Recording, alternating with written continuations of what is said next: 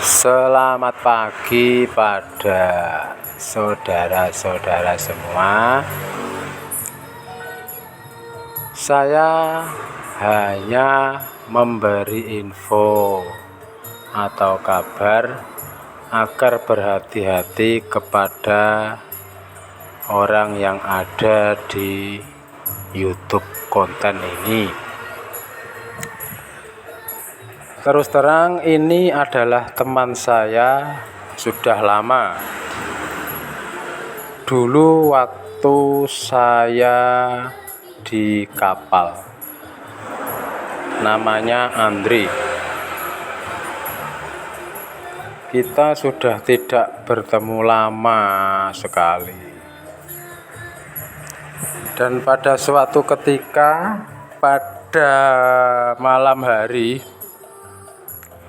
dia inbox ada di Facebook saya. Nggak tahu ajang ujungnya apa, pokoknya intinya dia itu minta untuk diajak kerja atau mempelajari kerja. Karena saya itu kerjanya dunia teknisi handphone dan kebetulan punya relasi-relasi yang lain, terus saya arahkan ke Kudus, karena tinggal saya di Kudus, karena dia yang butuh untuk pekerjaan. Saya arahkan ke tempat saya, ke counter saya. Pada awal pertama dia datang naik bus, dan dari Pati dia turun di lampu merah Ngembal, Kudus. Dia WA saya, menghubungi saya untuk minta tolong dijemput, dan saya sebagai teman ya saya jemput, terus saya ajak ke tempat saya, ke counter saya. Setelah itu dia sampai counter itu dia minta untuk belanja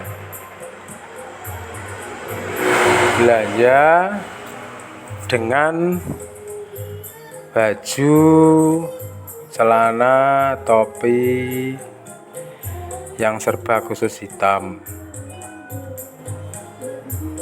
Setelah itu kembali ke counter, dia bilang katanya mau tanam saham atau usaha sama saya. Orang tuanya kaya, dia ngakunya orang tuanya itu kaya, yang dulunya tidak punya, orang tuanya itu sekarang menjadi kaya. Kalau informasinya dia itu orang tuanya itu memek. Memek itu apa itu kalau di bahasa daerah Tayu itu apa itu enggak tahu. Pokoknya intinya memek, terus dia kaya, punya mobil banyak, punya anak buah, punya truk. Tuh. Terus setelah itu ya kita rembukan untuk mengkonsep kira-kira pekerjaan apa yang cocok untuk dia, kan saya begitu. Pada sore harinya dia itu minta pulang,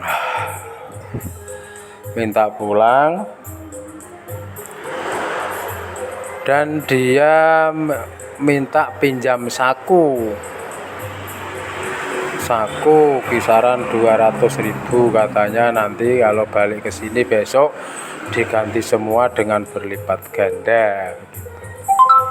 Pokoknya dia bilang jangan khawatir, wong tuaku sugih, saiki sugih di mobil bakul ikan laut, katanya begitu. Ya saya sebagai teman percaya saja, cuman Terus dia pulang, tidak ada kabar. Terus malam harinya dia datang lagi, naik bus, turun lagi di Ngembal lagi. Terus saya dihubungi seseorang untuk menjemput dia. Ya saya ya seperti itu juga. Sebagai seorang teman yang baik, saya menjemput kawan saya si Andre itu, orang Tayu, Duko Seti. Saya jemput, saya ajak ke counter lagi kan. Setelah sampai ke counter, dia tidur.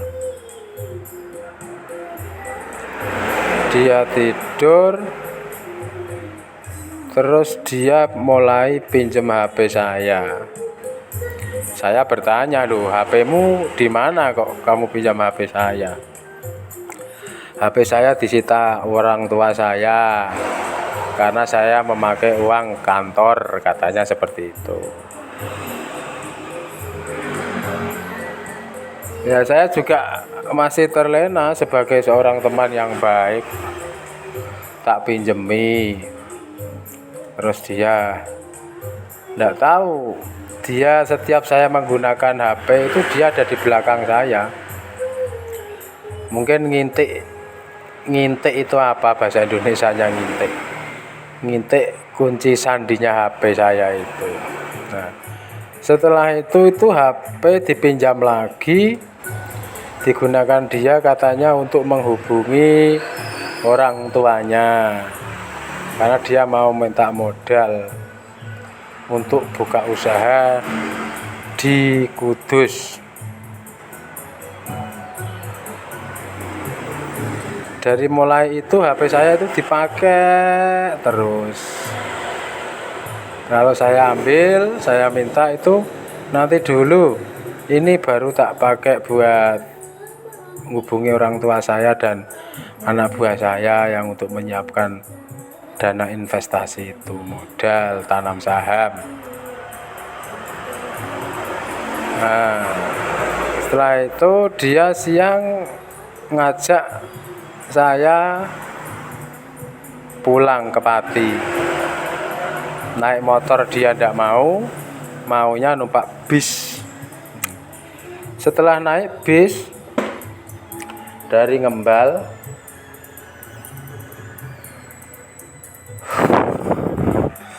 kita turun di pom bensin pabrik kelinci yang ada di wilayah Pati. Kita nunggu lama, katanya mau dijemput sopirnya. Sampai 1 jam, 2 jam tidak ada yang jemput. HP tak bawa, diminta lagi untuk katanya menghubungi pacarnya, katanya. Pacarnya orang Trangkil. Nah itu. Terus 1 jam kemudian ada cewek datang naik sepeda motor. Kita bonceng bertiga menuju Trangkil, tapi lewatnya dalam, tidak tahu jalannya saya. Pokoknya lewat mubet-mubet lah intinya. Mubet-mubet, terus kita turun di pom bensin Trangkil kalau tidak salah.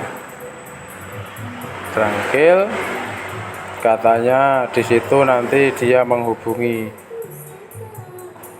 anak buahnya untuk dijemput, tapi sekian lama tidak ada jemputan. Akhirnya kita terpaksa, saya nyegat pick up untuk nunut ke sedikit-sedikit lah, nanti kita nyicil jalan. Intinya nyicil jalan itu. Terus kita turun di mana ya, pokoknya nggak tahu namanya lah. Ya, pokoknya di daerah wilayah Trangkil situ.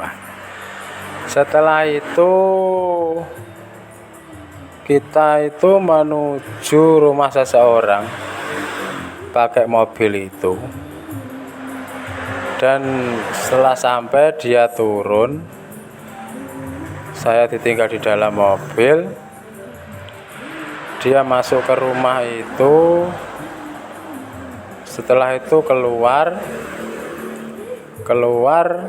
masuk mobil, dan ada orang laki-laki keluar pakai motor, dan kita keluar dari rumah. Kita nunggu di pinggir jalan raya, kita berhenti sejenak, ada cewek datang. Nah, ternyata cewek itu yang menjemput kita tadi siang di pom bensin Kelinci itu. Nah, setelah dia ngobrol,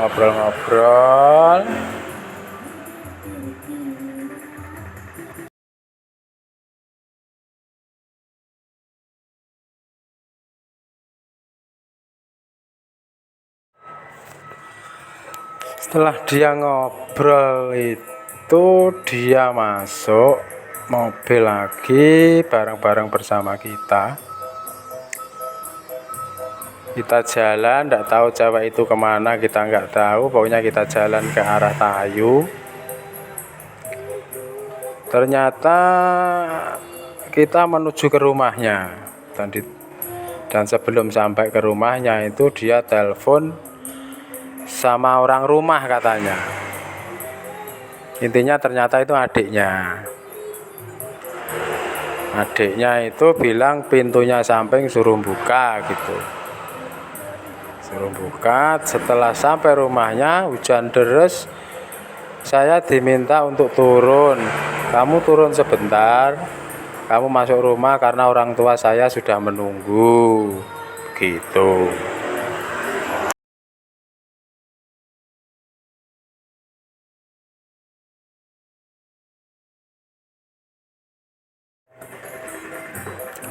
Setelah itu saya turun dengan kondisi hujan. Saya turun masuk rumah. Nah, sebelum masuk rumah, baru sampai depan pintu, nah, orang tuanya itu kayak bingung melihat saya, kayak nolak. Intinya itu kelihatan menolak sekali kalau ada saya datang. Tapi saya nekat, saya masuk. Ulak nuwun Bu, Pak, sekolah sakit derek pinarak. Terus dipersilakan masuk, saya duduk. Nah, duduk itu orang tuanya terlihat bingung, kayak orang tidak mau ditamuni gitu.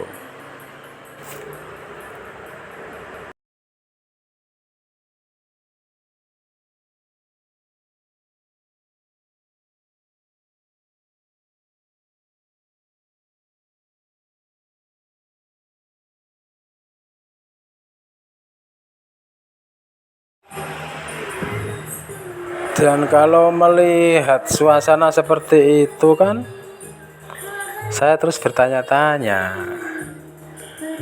Terus saya itu mendudukkan dan menenangkan kedua orang tuanya. Saya bertanya pelan-pelan, bentar Bu, Pak, sing mesti ini ada apa? Dan kelihatannya kok sampean berdua itu menolak kedatangan saya. Padahal saya datang itu ke sini disuruh anak sampean. Saya kan seperti itu. Dan akhirnya itu bapak dan ibunya itu cerita banyak sekali.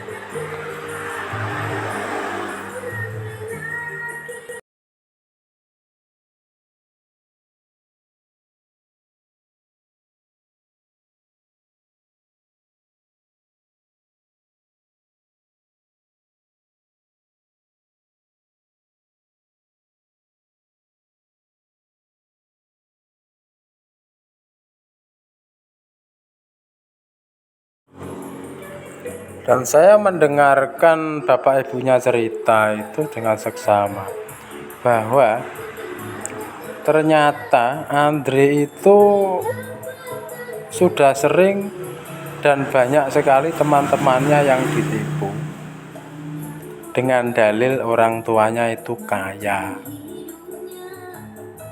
memek atau pesugihan itu katanya kaya, dan dia berdalih akan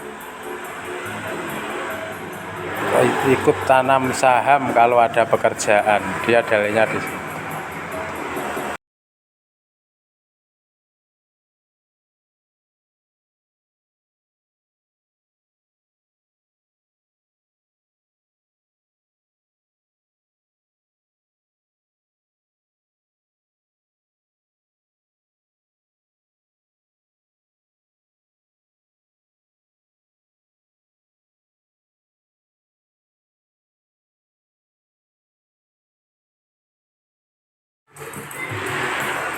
Dan setelah saya mendengarkan semua cerita dari orang tuanya, saya segera berpikir cepat karena HP saya itu dibawa Andri.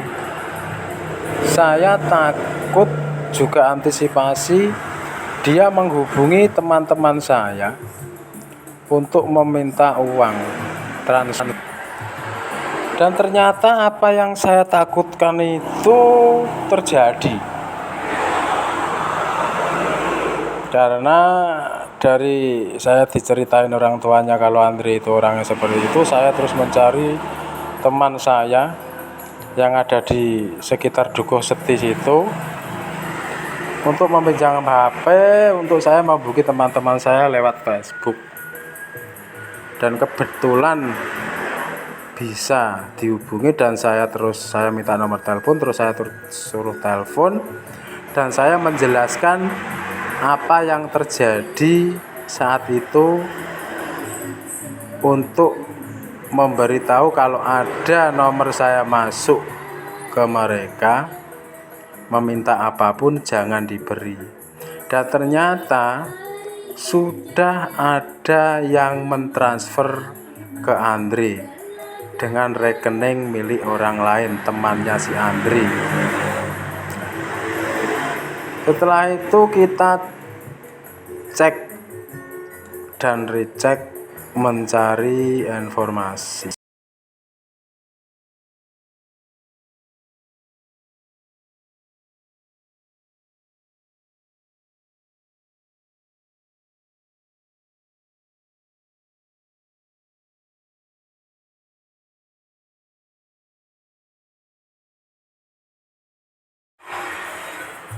Kita mencari informasi keberadaan dia dengan dibantu adiknya. Tapi ternyata tidak ada. Ada informasi bahwa dia itu turun dari mobil di dekat rumah, terus dia dijemput oleh cewek dengan motor Vario merah. Itu tidak tahu kita siapa. Dan setelah itu kita kembali ke rumahnya dia, ke rumahnya Andre, ngobrol dengan bapak dan ibunya, enaknya bagaimana.